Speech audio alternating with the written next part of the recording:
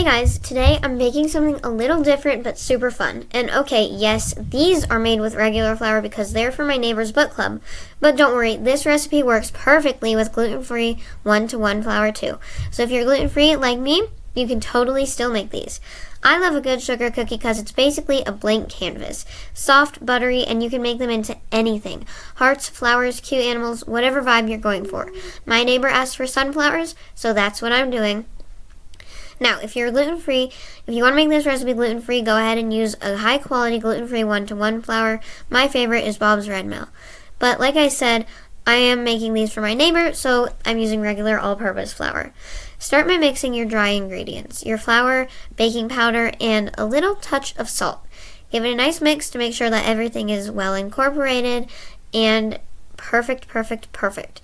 Set that bowl to the side and cream together the butter and the sugar until it's nice and fluffy. This step is everything if you want that perfect texture.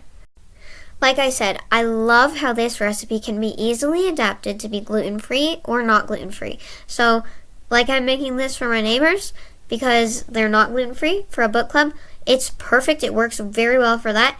But I love making this recipe gluten-free too when I want a nice little treat. Once that's all whipped together like so, you're going to add in your egg. And here is my secret to the best sugar cookies to give it that bakery taste. I love adding in almond extract. So you're going to add in some vanilla and almond extract. It gives them that bakery type flavor. Irresistible. Then just mix that all up like so until nice and well incorporated, and you're going to break those dry ingredients back out. We are going to now gradually add the dry ingredients into the wet ingredients and continue mixing until it's nice and well incorporated. I'm using a handheld mixer per usual, but if you want, you can use a standing mixer or you can just mix it by hand. Once it got to a certain point, I kneaded it by hand until it got to the dough being this consistency. Turned out perfect. Absolutely love it. Now we're going to grab out a piece of parchment paper and you're going to roll your dough out on the parchment paper. Split it into two halves though. So you're going to need 2 pieces of parchment paper. Roll half of the dough out on one piece and roll the other half of dough out on the other piece, and then we're going to put it in the fridge and chill it overnight. This helps the cookies keep their shape and makes cutting it so much easier. So like I said, I just rolled each half of my dough out on parchment paper, and then you're going to stack them up like so and cover them tightly in plastic wrap. This is so that it doesn't dry out when we chill it overnight. Then just pop it into the freezer and let it sit there overnight or for probably at least 6 hours so that it can maintain its shape. A few moments later. Alright, so at this point, it's the next day. I'm going to unwrap my chilled cookie dough and carefully take it off the parchment paper. Now, here is where the fun part comes in. We're going to get our cookie cutters. Like I said, my neighbor wanted sunflower cookies because they were reading a sunflower themed book, so that's what she got. Okay, now it's time to pick my cookie cutters. Do I have a cookie cutter collecting problem? Maybe. But they're so cute, and honestly, they spark so much joy. So I greased a little baking pan, and I ended up picking these 3 cookie cutters. I only used 2 of them. Here is the fun part. Cut your cookies like so. Since they've been chilling for quite some time, they keep their shape, and this part works gluten-free or not. Even the gluten-free cookie dough holds its shape well, which is super impressive, and I love so much because a lot of the time gluten-free dough can fall apart easily and I struggle with it sometimes.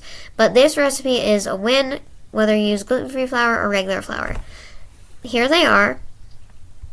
I'm really happy with how they turned out. They're nice and thick, and I went ahead and I just balled some up and made some. 1 eternity later. Okay, so I popped them in the oven at 350 degrees for 10 to 12 minutes, and they came out perfect like so. Now, we're going to let them cool on the pan for 5 minutes to kind of finish cooking a little bit, and then we're going to transfer them to a cookie rack. to cool fully all the way.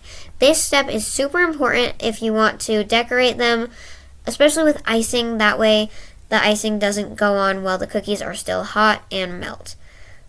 Get them off the cookie sheet if the bottoms are too brown. That way they don't keep cooking, but you want to get them in that sweet spot of 10 to 12 minutes in the oven.